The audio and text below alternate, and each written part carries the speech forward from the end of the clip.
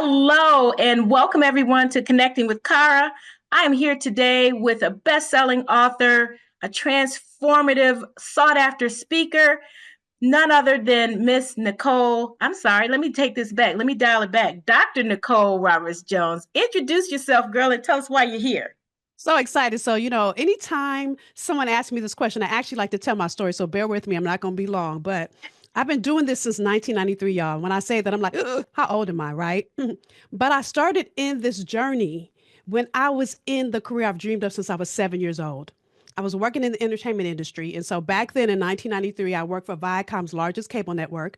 We had an outreach to over 89 million homes on a weekly basis. Then from there, I got elevated into a casting position working on the number one TV show on Fox. And then from there, I worked with the entertainment group, and what we produced generated over $12.6 billion a year. Now, I'm Come sharing on. it with you this way, not to brag, but I want y'all to see I was playing pretty big, and I was going to all the hot Hollywood parties, bumping elbows with all the stars, people you've seen on TV and you're still looking at on films. I was living the dream.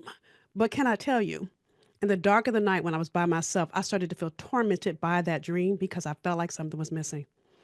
And the reason I'm starting my journey here is because many of you may be in that exact same place. And Car, every time I tried to talk to one of my friends, they would say, "Have you lost your mind? We went to this party." And not only that, but I felt crazy because I loved my job. How could I feel like something was missing?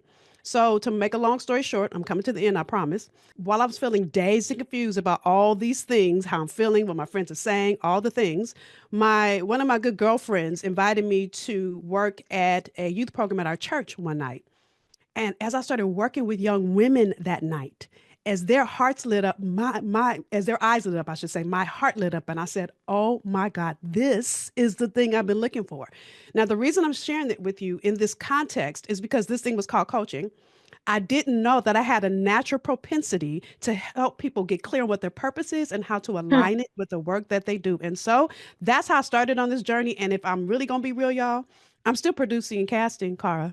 So what I'm doing is I'm helping you get in the right role that's in alignment with God's purpose for your life. And then I'm helping entrepreneurs produce all the ways they should serve people with their gifts. So that's my story.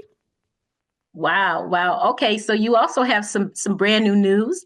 You just recently launched your podcast. Tell us a little bit about that. So meaningful work. So really this is a combination. So let me just say this. I'm a teacher, y'all, so I'm always gonna go into teaching.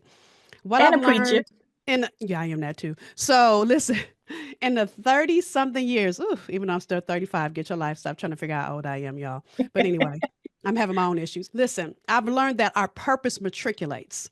Yeah. What do I mean by that? Like, we matriculate through the education system. We go to kindergarten and then first, and then, junior high and then high school and then on to college and etc. We can't go from kindergarten to college, right? Well, our purpose matriculates. And so I'm in the merge of my next matriculation with my purpose. So I started working with teenage girls. You heard me talk about that.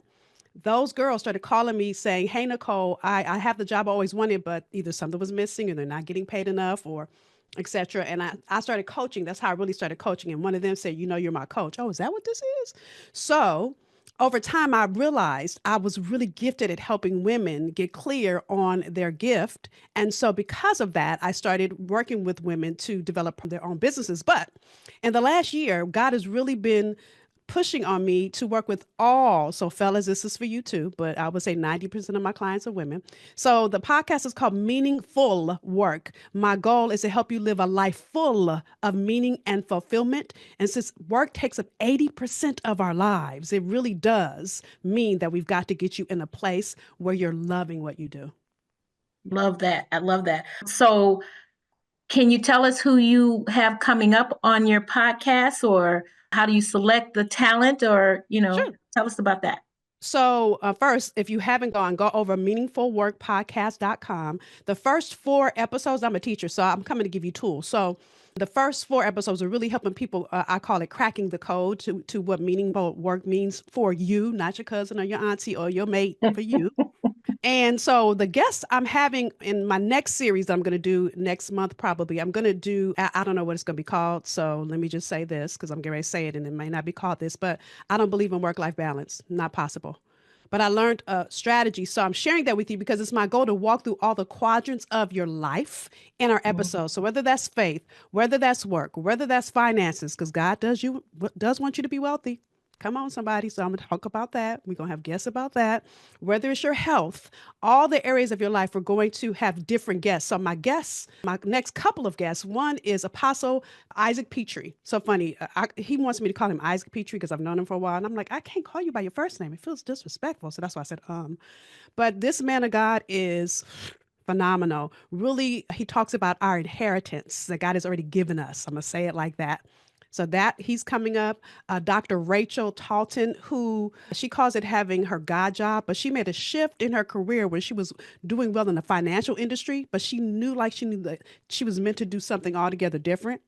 And Yeah. so that, so I'm so having guests, but I'm also having experts that like I have an interior designer coming up. I have a woman that actually is a farmer and wants to teach you how to grow vegetables in your own garden. And she lives in DC. So don't say you can't do it when you live in an urban city, right?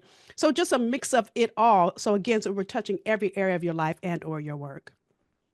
Okay. So you talked a little bit about spirituality and all of that. What challenges have you faced as you have grown to get to this point in your life in launching this podcast? Whew, okay, so let me tell you, I never intend to launch anything, y'all. So what happens is I learn a lesson, and then because I study so much to learn it, I realize when I finish studying it, God then says, "Okay, teach it." Right? So here's what I've learned in my own journey: your comfort and your conviction can never coexist. See, when you get Mm. comfortable, that means you're being lazy. That means you're being mediocre. And God doesn't deal in mediocre. He doesn't deal in good enough. He doesn't want you to settle. So Come on. anytime you're in a comfortable place, it means it's time for you to grow.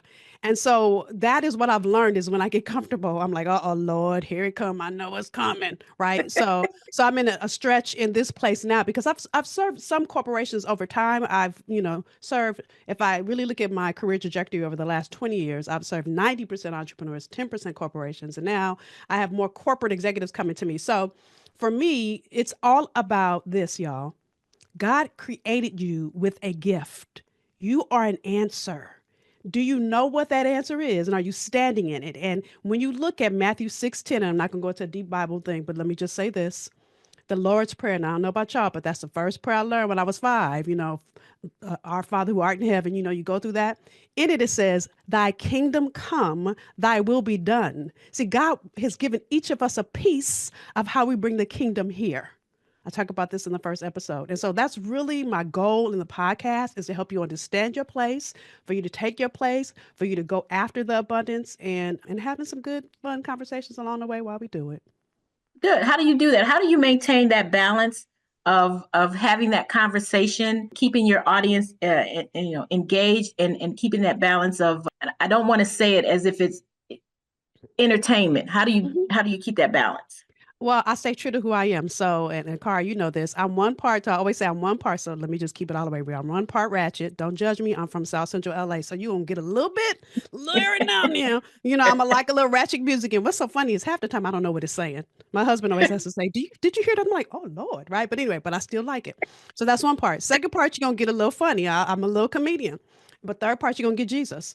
And guess what? God knows I like ratchet music and he loves me just the same. So don't judge me. So for me, it's about being true to who you are. So many years I was so busy trying to fit into the box that other people wrote for me. How many of y'all know that? The shoulds, I call it, or I heard somebody else call it this. So now I'm giving whoever that was credit. I was shouldn't on myself. And many Hmm. of us should on ourselves because somebody else gave us a list of shoulds that we buy into. And so the way that I maintain it is I get clear on I know what I'm called to do and I know who I'm called to serve. Anything outside of that, deuces, right? And so, but I'm clear to not worry about perception and what other people think. And yes, I've had to deal with that along the way. And does it hurt? Yes. But I stay focused. And I've seen those people that talked about me come on back and want to get on the limo. Like what did that Oprah say? There are people that don't want to talk to you when you're on the bus, but want to get a ride when you're on a limo or something like that.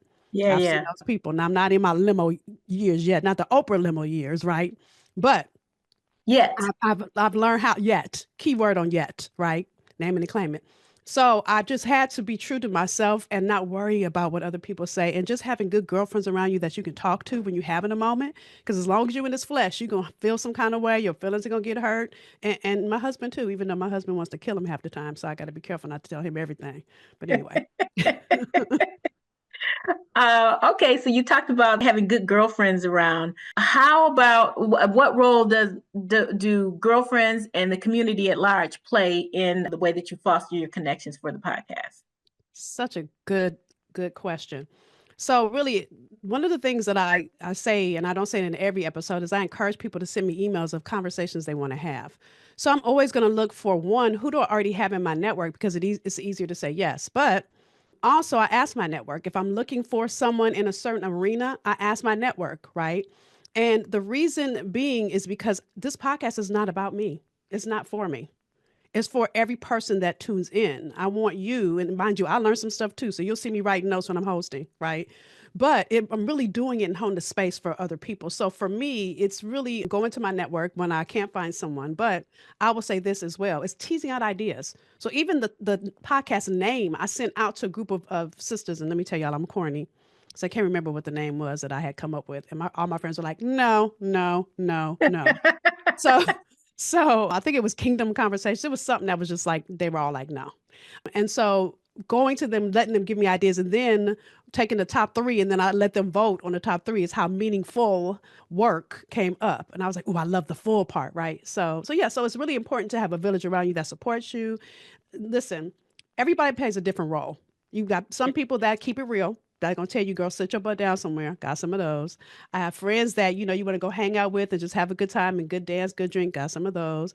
You got the friends that are gonna be your cheerleader, ride or die. They always have your back. So you've got to have the different groups of people in your life so you know who to go to for what.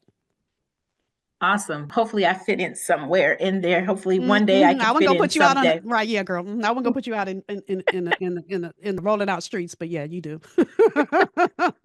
Okay, so what kind of feedback have you received about your podcast and in general the work that you're doing? What kind of feedback? So the feedback I've been getting has been, first of all, I had 50 downloads my first day. Now, I don't know exactly what that means. I don't know if that's good or bad, but let me tell you something. The fact that anybody downloaded anything, I was excited. And the fact that I got 50 on the first day, I was blown away. Number one. Number two, people are saying stuff like they love how I merge. See, my goal is to harmonize your work with your faith, because your work is an act of worship. And the comments I've been getting from people of how I've been merging that, or giving them permission to feel the way they feel. Like those of you that feel burned out, I'm giving you permission to feel that way, right? And so I've been in conversations about that. One woman said she had to pull over because she thought she Mm, was going to listen while she was driving. She said I needed to take notes, so I had to pull over. So yeah, I've been getting some great comments and feedback from the podcast. awesome. Okay, so give us a mantra or some sort of thought piece that we can take with us today to help us be more joyful. Yeah, to help us be more joyful. So what's interesting is when you first reached out to me, we played with the word empower, right? So I looked up the word empower, and it is going to answer your question, right? And I did this because these are words, empower, joy, are words we use all the time. Matter of fact, let me say this, it just jumped in my spirit. I remember years ago, a man tried to hire me to help him get to happy. And I said, okay, tell me what that looks like. And he was like, I don't know.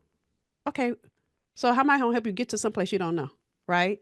So I said, it's like me telling you to meet me for lunch and I never tell you the restaurant. And I think sometimes we don't stop long enough to define what these things are for ourselves. So, empower means give someone the authority or power to do something, make someone stronger and more confident. And this is some other stuff about, claiming rights and stuff like that. But these two definitions I want you to get: give someone the authority or power to do something, make someone stronger and more confident. It's my goal and God's goal. God wants you to live a joyful life. He wants you to thrive. That's why he gave you the authority to do something, the power to be something and to live in this thing. That's why you have gifts and talents the way you do. And then to make stronger and more confident. My goal is to help you get more stronger and more confident. I believe when you are confident in who you be, listen, here I go with these Bible verses just popped in my spirit. Matthew 5:16, let your light so Bring shine it. among men and women, right? So when your lights are shining, I call it your brilliance. See, I want you to shine so bright, you need to hand somebody a pair of shades because, you that bright. That's what I mean by joy, because it oozes out of you. There are people that say, Nicole, you lit up the room. It's because I bring joy everywhere I go. I don't have bad days. I have bad moments, but I don't have bad days. Why? Because I find the joy in everything I do. Even if I'm going through something hard, find the joy in it. So that's really, I can't remember your question. I hope I answered it because I went off on a tangent, but yeah. Well, I was asking you to give us a mantra or something for us to leave this conversation with that we can think of. And I think you answered that. And then lastly, what I will say is you said you had 50 downloads. Where can we find you? So meaningful, and full is FULL, but if you spell it wrong, you're still good to it. MeaningFULLWorkPodcast.com. Or you can go to my YouTube channel if you want to watch it. Now, I'm going to be honest, I'm a teacher. So YouTube, there are slides when I'm teaching. So that's NRJNetwork.com.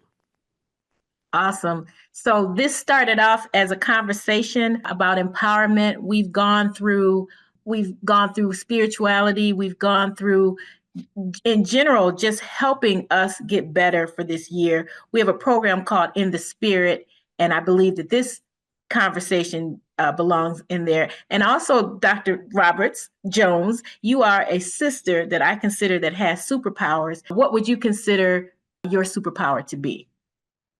Let's see, I would consider my superpower to be, I don't want to say my faith because that seems so cliche, but maybe it's my humor, right? Because I can find funny in everything. Sometimes it's not funny, but I can still find the funny. So I think my superpower is that I can find the funny. I love that. I love that. And I could talk to you forever, but we're going to end our conversation now. And I hope that you all that are watching this tune in and find Dr. Nicole Roberts Jones and her Meaningful Life Work. podcast, Meaningful Meaningful work. Work podcast. Thank you.